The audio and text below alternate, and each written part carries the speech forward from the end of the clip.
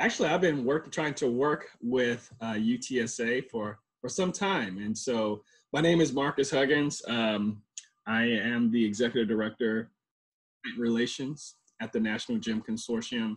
And I'm also so I actually went through the gym programs, how I received my PhD. Absolutely. Absolutely. Thank you again for everyone for joining.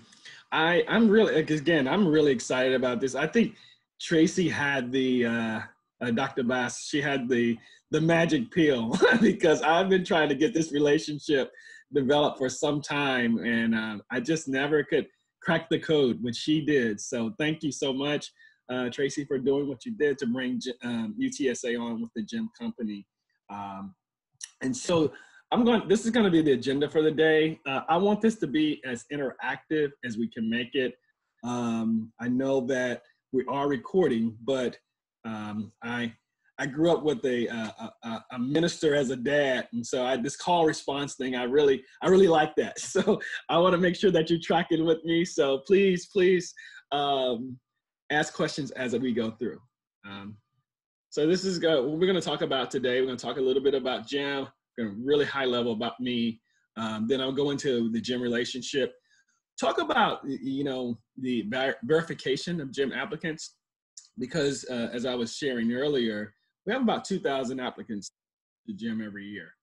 So there are quite a few applicants to consider for your various graduate programs.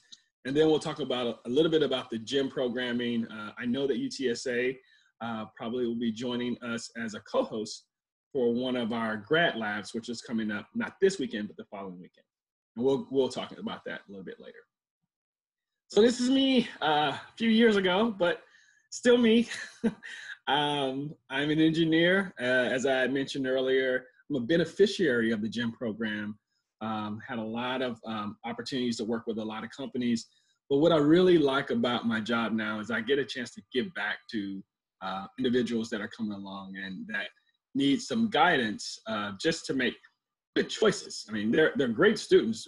We have the best and brightest students around the country. But sometimes they just need good information so they can make wise choices. So this is that's just a little bit about me. Right now, I'm the Executive Director of Client Relations at the National Gym Consortium. And what that really means is that when we're not in the COVID era, I'm never at home because I'm always out visiting you guys and visiting companies. So that's really all that means. So gym's mission. So what we really want to do is make sure that every individual can fulfill their fullest potential at the master's or PhD level. I mean, that's why gym exists. We specifically work with underrepresented groups, which is defined by the U.S. Bureau of Labor and Statistics, which is our target populations, African American, Native American, and Hispanic students. But we are a exclusively STEM program. So we do all of engineering and the physical sciences. We do not support the social sciences, but all the physical sciences and engineering we do, and also obviously computer science as well. So how do we do this?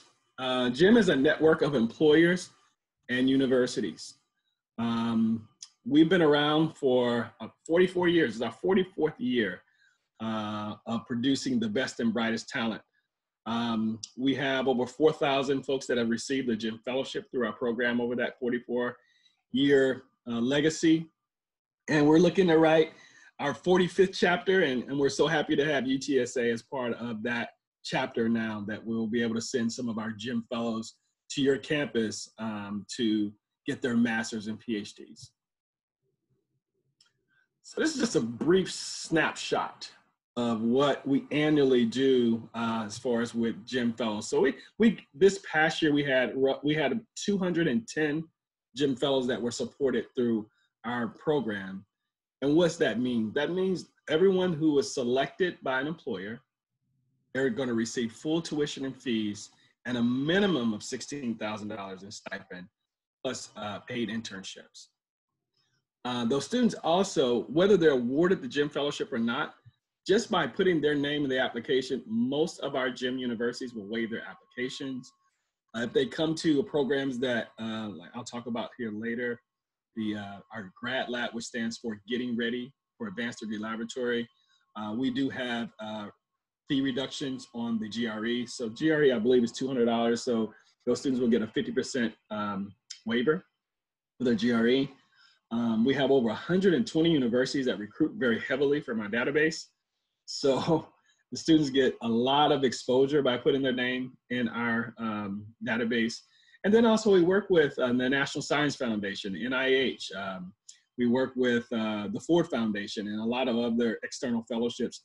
So we try to make sure the students have great exposure because we want them to go to graduate school for free. And all they have to work on and focus on is their research and not on their funding.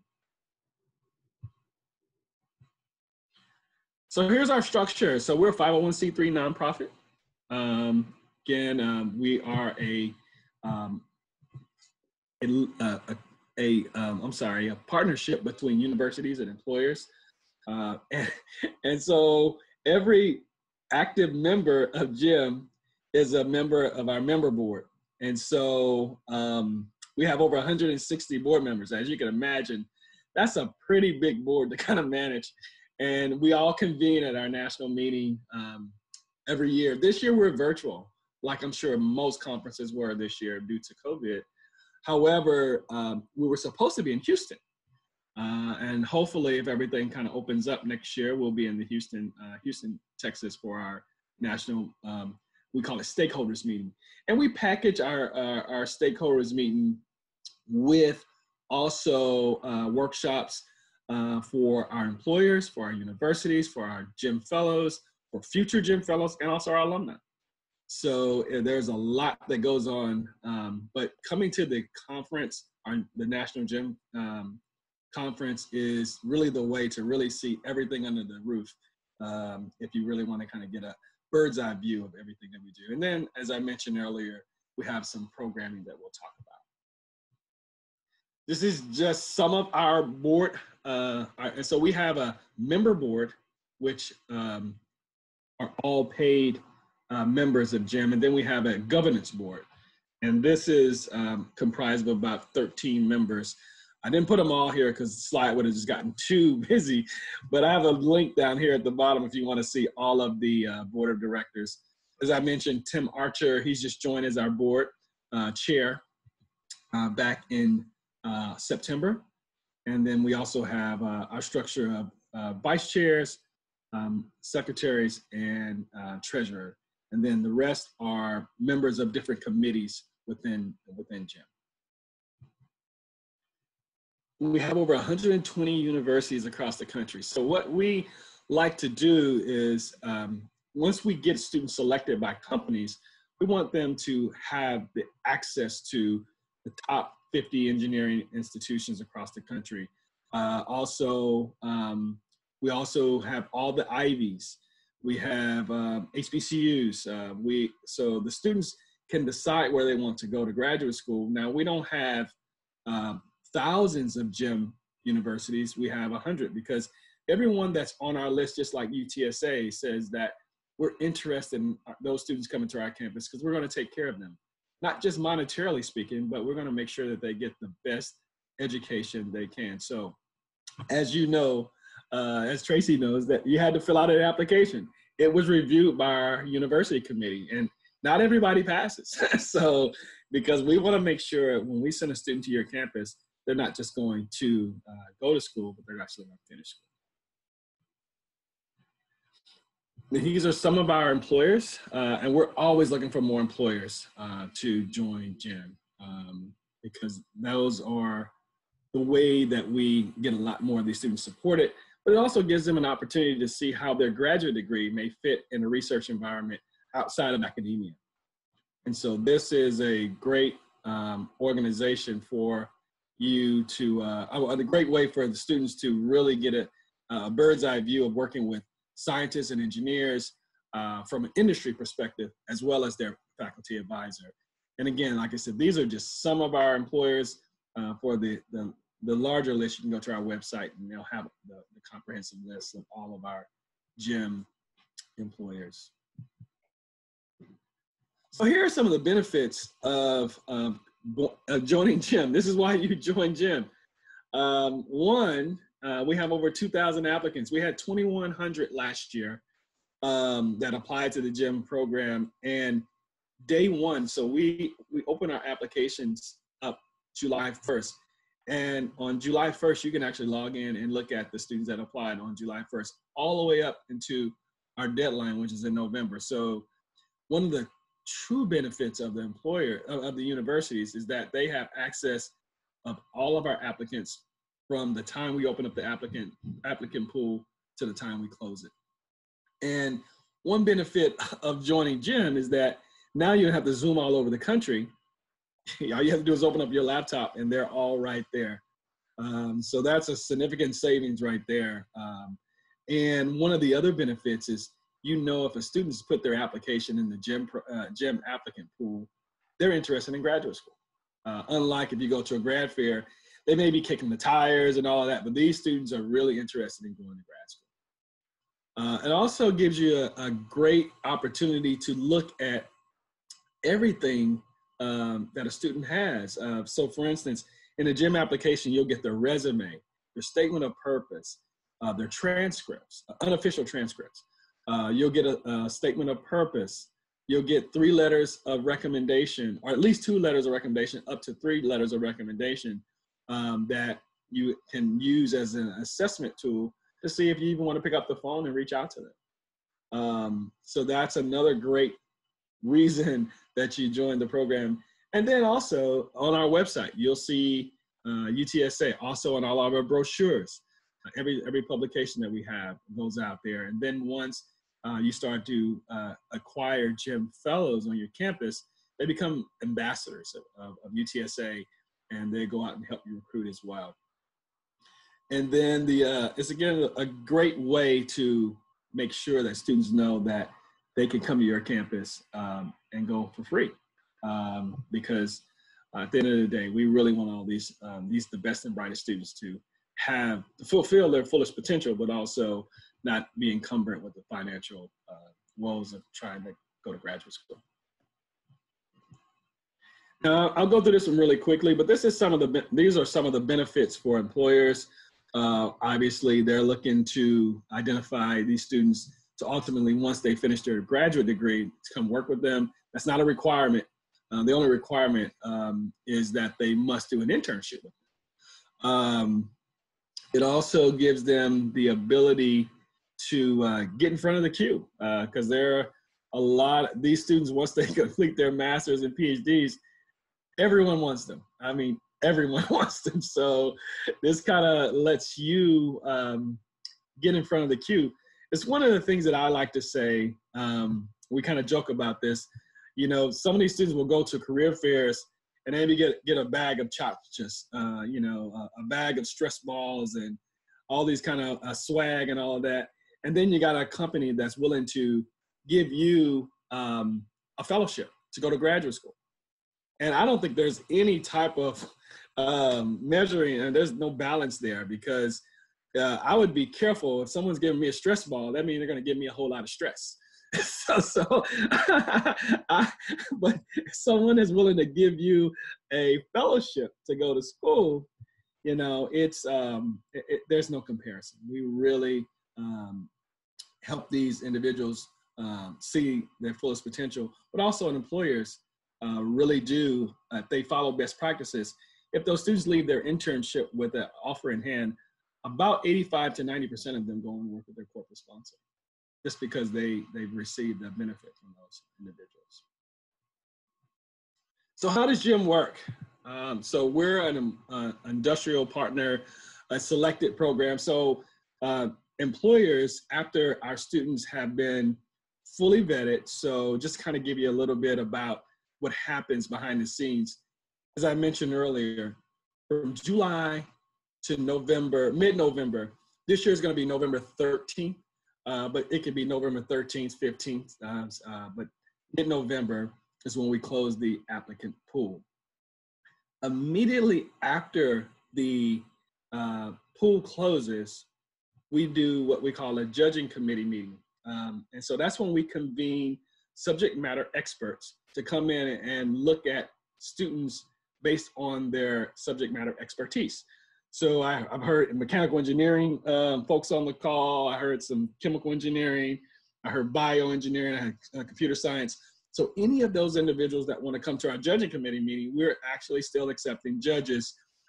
That if you have any of your colleagues, faculty that are interested in coming in and looking at applicants, we would love to have them sign up. And those that are interested, Tracy knows how to get in touch with me. All I need is their name and their email address, and we'll send them a link to how to nominate themselves to come to the judging committee meeting. Why do you do that?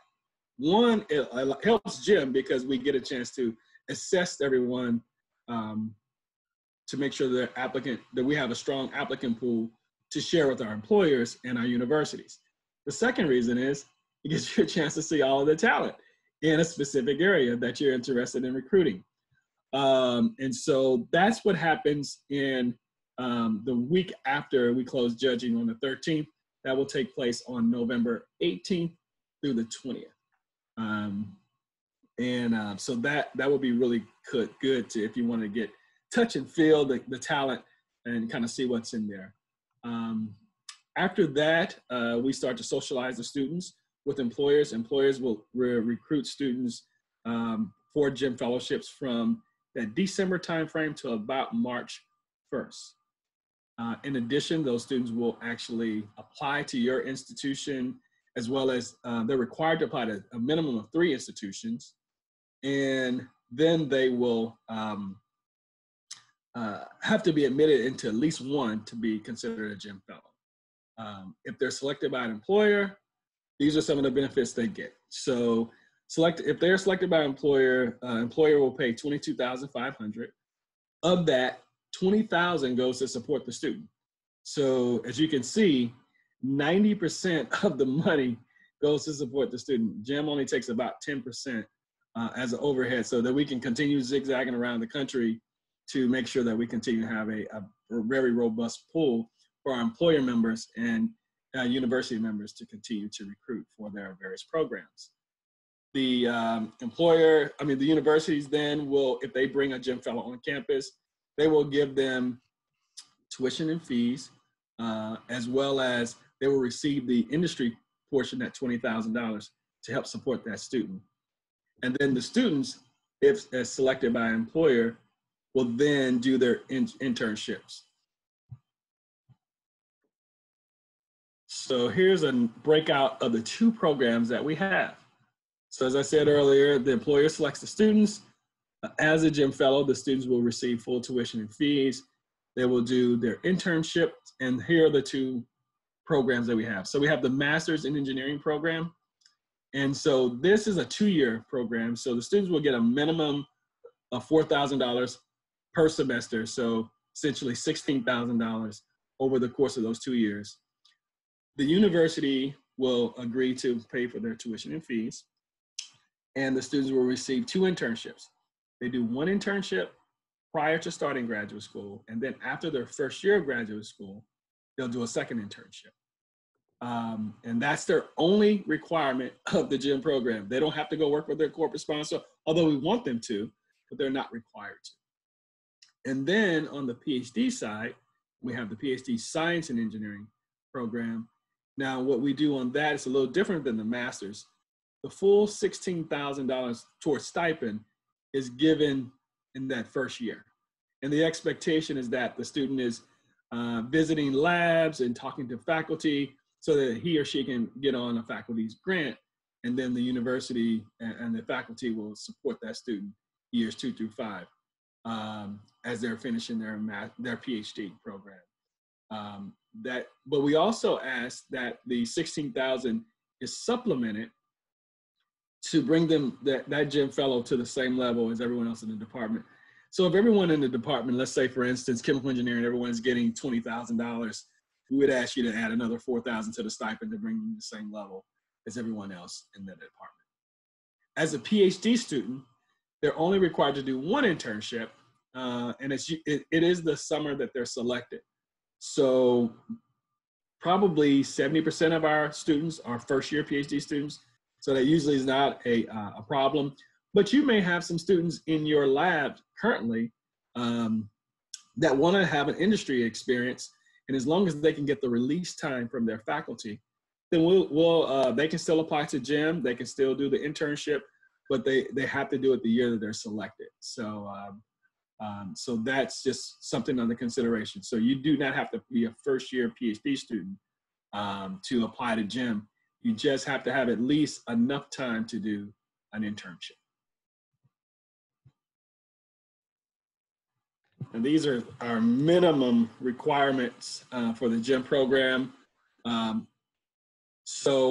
them to apply to the Master's in Engineering program is a 2.8, and to apply for the PhD is a 3.0. But don't let those numbers kind of confuse you. The applicant pool for GEM fellows, or the applicant pool, not the actual GEM fellows, but the applicant pool last year was 3.3, and the GPA for the GEM fellows was 3.5. So these are, again, the best and brightest students around the country. Also, the students need to submit 3 letters of recommendation. That one comes from a faculty member, the resume, the statement of purpose, their undergraduate and graduate transcripts if they're already in graduate school. Our target population, again, is African American, Latinx, and Native American Indian. And you must be a U.S. citizen or permanent resident to apply to the GEM program. Well, to receive a GEM fellowship. I mean, anyone can apply to a GEM fellowship. So let me just say that again. Anyone can apply, but these are our target population to meet our mission. So again, when you open up a GEM applicant, these are the things that you'll have at your fingertips, and you don't even have to leave your desk. So this is a pretty cool thing.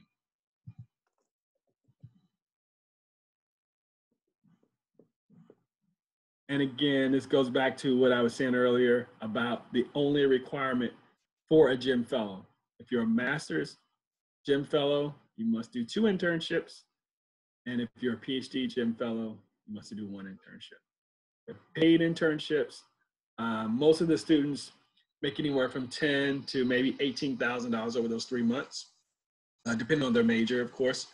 But they're really, they're actually working on real things. I had a few of our students that worked at Amazon, and they were actually working on things that were being deployed for Amazon Prime that upcoming year. And so these students are working on really top cutting edge projects. They're not just playing solitaire all day and doing, pouring coffee and doing kind of gopher work. They're actually doing high tech, really good work.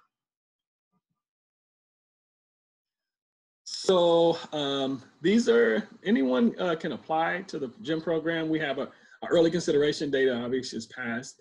And then all of the full GEM applicant pool application is November 13th this year. As I mentioned earlier, one of the requirements of all GEM applicants, they must apply to a minimum of 3 GEM universities. You go to our website and do that. And they have to apply by the university's deadline or no later than January 15th. And then finally, some of those students that apply to GEM, they actually have working relationships from previous internships. And we always tell them to reach out to those employers that they may have worked with, because it really does give them a leg up on probably getting selected as a GEM fellow. So the GEM calendar, again, we kind of went through this, but just so it's all on one page, we have the early consideration. Application deadline is November 13th. I'll throw in that November 18th and 20th, which is the judging committee meeting. So any of your colleagues that want to volunteer for that, it's all virtual this year. We usually convene in DC, and you have to fly out to DC, but this year is all virtual. So, but we are trying to get that all kind of confirmed by the end of this month, so that we'll have everybody in place and can get that done expeditiously. Employers will start to reach out to students in that December, January timeframe. Most of our GEM fellows will know if they have a GEM fellowship by March 1st. They let us know by April 15th. You guys know this, where they're going to go to graduate school by April 15th, which is the national NCAA commit date. And then students who start their internships May, June timeframe, based on if they're a quarter system or a semester system. And then they'll start their GEM fellowship in August, September. Kind of went through that, so I won't go through that anymore. So there are some things that we will ask of the university, what we call verification. Again, this past year we awarded 210 universities, 210 GEM fellowships, and this is what we would ask for you. So as students are applying to the GEM fellowship, they also list which schools they're going to apply to. So as they start to apply to your institutions, we ask by January 15th if they applied, because then what we do is we go back and check. Because again, one of the requirements of a GEM fellow is that they must apply to a minimum of 3 universities. And so we hold them to that. And so they know that if they don't apply to 3 universities, even though they got selected by an employer, they're out of compliance of the GEM fellowship. So that's why we ask your assistance verifying that they actually applied. It also promotes opportunities within your university, because then students, as you kind of reach out to them, there may be other fellowships that they may qualify for at your institution. So we want to definitely make sure that you do that. And then one of the other great things is that it helps us with our university and associate fellows program, which a lot of our universities take advantage of. So even though we had 210 GEM universities, or 210 GEM fellows last year, we actually had roughly 200 university associate fellows, which are students that university said, even though these students didn't get selected by an employer, they were too great for us not to bring them on our campus. So we want to call them GEM fellows. And since we found them in your database, we're going to call them an associate or university fellow. And I'll break out what that really means here in a second. Excuse me. Right now, I know Tracy is the only one that has access to eGEM, but we can do a part 2 of this and walk you through how to go in and go in and do eGEM and how to navigate the system. We'll do a few queries real quick because I want you to know what you can do, but we can also do a part 2 of this if there is interest to do that. But you'll log in, you put in your email and password, and then you'll click on the links to verify the students. What we'll ask is that, one, if the students applied, they're accepted, or they're denied, and then there's another radio button that says, willing to sponsor or interest support. And so what that means is that you're willing to sponsor that student if they were selected by an employer. And then there's after March the 1st, there'll be we'll flip the system. So then you can click on willing to sponsor university support only. So these are the students that you say they applied to our institution, even though they weren't selected by an employer, we still want them. And we're gonna call them a GEM fellow. So that's what this is what we'll ask on this system, on this page. So here's the University Associate Fellows Program. So again, full fellows, and I really don't like that full fellow name. I actually like it if they were said employer-sponsored fellows. Those are the folks that will come with the $20,000 award from GEM to help you support those students. Excuse me. But then we also have the University Associates Program. And so that's kind of a breakout down here. So the university fellows are only full tuition and fees. And those are exclusively master students. And some universities will give these students the University Fellows Program, fellowship, because they see potential in them. And so, and a student may have applied for the master's program. So, but it really becomes like a pipeline to really convince them to go into the PhD program. So this is kind of building your pipeline or pathway to your PhD program. And as you know, everybody on on this call knows that there's very few master's programs out there. And so students getting a full tuition and fees to get a master's is a pretty good deal. Now the Associate Fellows program comes with the stipend as well as tuition and fees. Now these could be master's or PhD, but the lion's share of our Associate Fellows are PhD students. But we do have some master's Associate Fellows. And then obviously then the fellow, Jim Fellow over here are the, come with the internship. So what happens when you select a university or associate fellow? What you really are saying is that you're willing to give these students full tuition and fees for 2 years for their master's, up to 5 years for PhD. The Associate Fellows program comes with stipend and full tuition, and the University Fellow comes with full tuition and fees. That's really the only distinction between the two. And it, you know, some of these students will have multiple offers. So if they receive an associate fellowship from UTSA and only a university fellow from another institution, then obviously they will probably choose yours because it's more attractive to that student. So I'll talk a little bit about our program, some of our programming. So this is our Getting Ready for Advanced Degree Laboratory. This program is one of the flagship programs that Jim uses to recruit students so that they know why they should go to graduate school, how to apply to graduate school, how to adequately fund graduate school. And then we have a role model piece at the end called Voices from the Field, where they get a chance to interact with current graduate students and then also faculty or industry professionals that receive their master's and PhDs. So it really is a great program, really an inspirational program where students kind of see themselves in these individuals that are talking to them.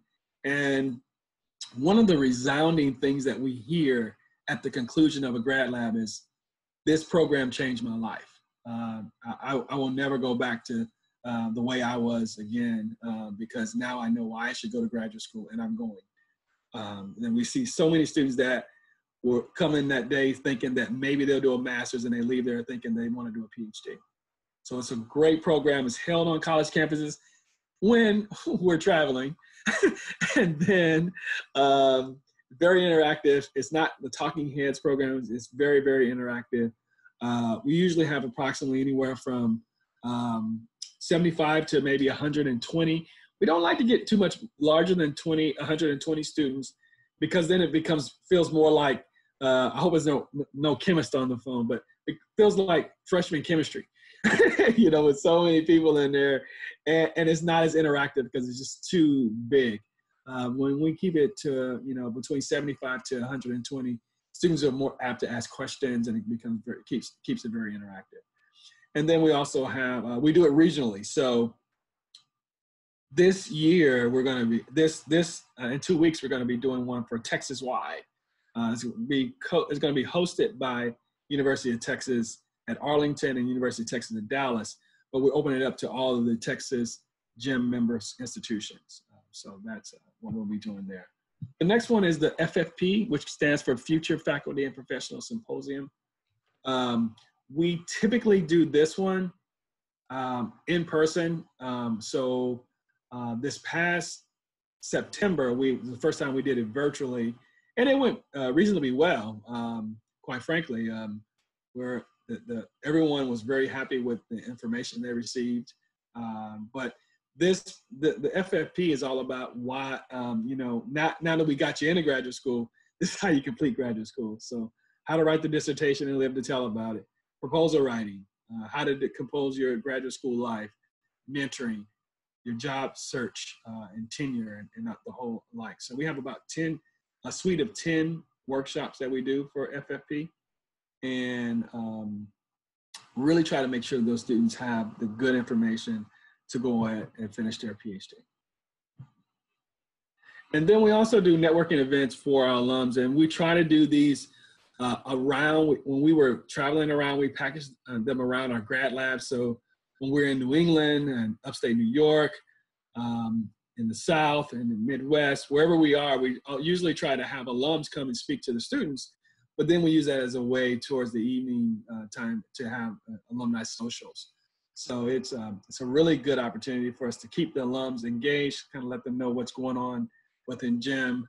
And then we, another benefit of being an alum, we also submit, job postings. So UTSA, by being a member, if you have open recs, you can also send those to us. We send those out the 15th of every month. So you can give those to us, and we'll make sure that we send it out to our alums, 4,000 alums. So this is just some things that I'll mention. So Dr. Bruce Limbaugh, he's actually Associate Dean of the graduate school there in Northwestern. So, and I always get his permission to share the story. So before he started with GEM and working with GEM, he said historically they would bring in 3 to 6 GEM students, not GEM students, but they would bring in underrepresented students. They would bring in about 3 to 6 PhD students. His first year of using the GEM database, that went from 3 to 6 to 17. And he's been doing it historically now for the last 10 years. And so as you can imagine, Northwestern went from not producing that many PhD students to producing some very interesting PhD students, of which James Hedrick, which is in Forbes 30 under 30, because he designed a company to do PPE. And so his company, Cool Azul, I think it's Blue Azul or Cool Azul, they are on the forefront of the COVID and helping fight the coronavirus through his company. So Bruce has really made himself available. So Tracy or any of you others on the call, if you want to, I can connect you to him. He will definitely love to walk you through the program to make things happen, have that same kind of impact that he has. But he reaches out to all 1,000 applicants, whether they come to Northwestern or not. He reaches out to all of them and makes himself available as a resource. And that's why they tend to come to Northwestern, but also tend to stay in touch with him, even if they don't go. Again, the EGEM, Mine the Database, Associate and University Program. I really like this program, even if you have full fellows, because it really helps you develop a robust community. So in addition to just having maybe, let's say 5 GEM employer-sponsored fellows, if you get maybe another 5 to 10 university and associate fellows, then you have a really big community of GEM fellows. And then we also have, as I said, our national conference. We have technical presentation competitions for the fellows and all of that. So, a question for everyone, because I didn't get any questions as I was going through. How can you integrate this into your current recruitment strategies and initiatives? So hopefully you can take yourself off mute and just, we can have a conversation.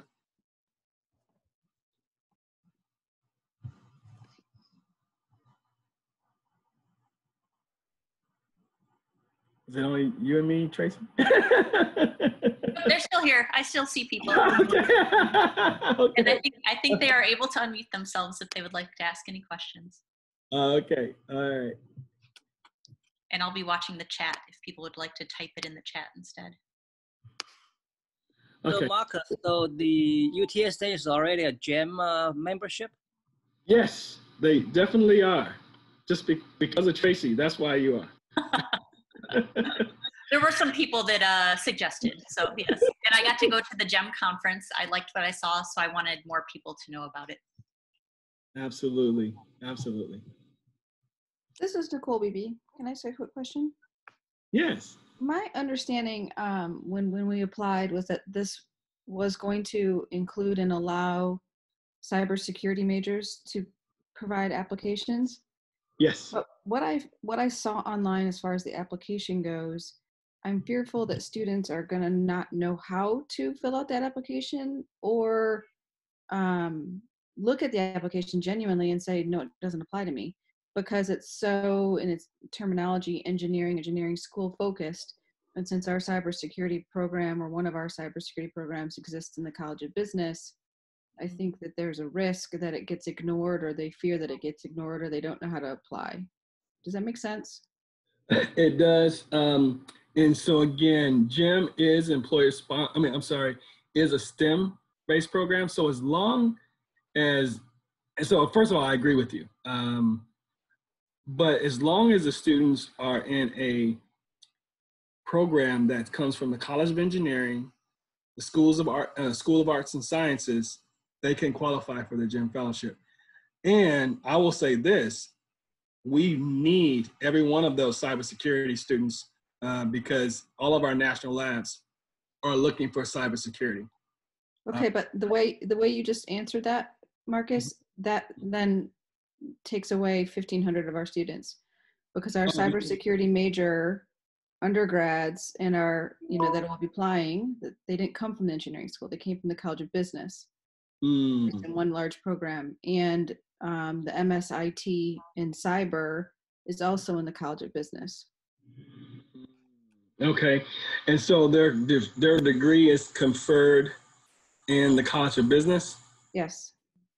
Yeah, so that's a tough one, because again, but us being in STEM, it's But if they are cybersecurity, could it be just up to me to help advertise so that the students would know that they are acceptable candidates, even though they are in the School of Business? Or is it something more complicated? Is that for me or for Nicole? That's for you, Marcus. Okay. Because if it's yeah. the School of Business and they're cybersecurity, they sound like they're STEM folks, even though they're officially housed in a business. Yeah, and so here's the thing. So our program, since it is in the STEM area, if the College of Business is willing to admit those students and pay for their GEM fellowship, then I can go back to our board and see if that's acceptable. Because again, like you said, cybersecurity, the degree is definitely STEM. It's just kind of where it's housed on campus, and so I'd have to, talk to the board about, making it an exception. If you will, please, Marcus, because we were explicitly told that program would qualify, and so Okay. if this is just a, and so your answer is actually even more surprising to me, because my question initiated from the standpoint that we were told it would be acceptable. But my concern is that the application will turn off students. But what I hear from you is that there are some things back on your end that may cause that to be a waste of their time, that they may not be accepted. So I think this is something we need to figure out and solidify. Absolutely. So first of all, applying to the GEM Fellowship is definitely not a waste of time, because the one thing that a student would get is exposure to over 120 universities. And sure. So, and then they also. But if they find out, that they weren't considered STEM, or they weren't considered for the fellowship, and so forgive my poor choice of words. I understand that nothing about it is a waste of time, but their expectation is different from their experience, and that can cause significant frustration if they get told that, I'm sorry, you weren't selected, or you didn't qualify because you're not in a STEM program. Does that make sense? Sure. And again, so GEM is just one fellowship, but again, the national exposure, I think, still will help anyone that applies to GEM, because I had a young man who applied to over 18 schools, got into 15, did not get a GEM fellowship, but got funding at 15 of them. So it's just being in the database is the power of being in the database. So I really do think that anyone that applies to GEM gets the national exposure that they wouldn't get in normal situations. But I will check on that because cyber, excuse me, cyber is typically not in business, but I can definitely check on that and get back with you, Nicole. Thanks. My other question, forgive me if I missed this if you said it, is there an expectation on the university's part for how many, are there formal or informal expectations for how many students we get to apply, how many students we bring into the program, et cetera? In other words, we wouldn't be a very good partner if we weren't very productive and participatory. Are there goalposts, milestones, kind of things for how, what it means to be a good partner in this? Does that make sense? Yeah, it's a great question, actually. So it just really depends on how well you expose the program to your faculty, because faculty are looking for graduate students, whether they're through the GEM program or not. Some of our universities will bring in, 1 to 2 GEM fellows. Some of them bring in 30 or 40 GEM fellows. So it really depends on how intentional the institution wants to be. But yeah, it's a great opportunity to grow the program, or as we like to say, you crawl, walk, and run. So bring in a few GEM fellows to kind of get your sea legs under you, and then continue to grow from there. Thanks. Mm-hmm. Hey, this is Marzi. I also have a follow-up question about the last question that Nicole said. What can be, for both of you, what can be the role of faculty in this process in the beginning? But I mean, is there any pool, for example, at UTSA of qualified candidates that we can, from different majors, that we can take a look and select some of the candidates, helping them toward the application? Or how else we can contribute to that? Absolutely. So you just gave me a great, can you all see my screen still? Yes. Yep. All right. So what I'm going to do is I'm going to show you how to look for students. So for instance, since we're looking for this cycle, we'll go down to our fellowship.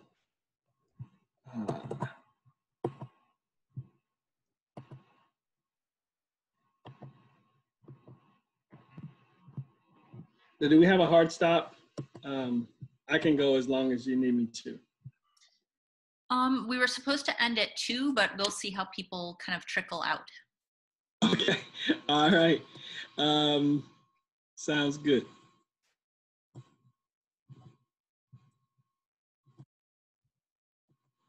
So what majors would you like to look at? Mine is BME, but biomedical. Biomedical, okay.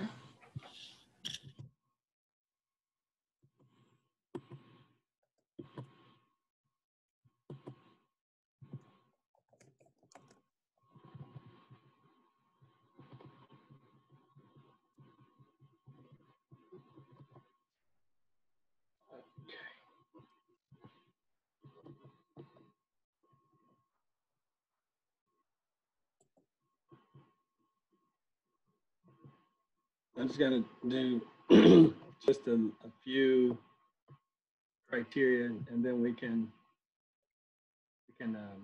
I can show you how to do this later if you like.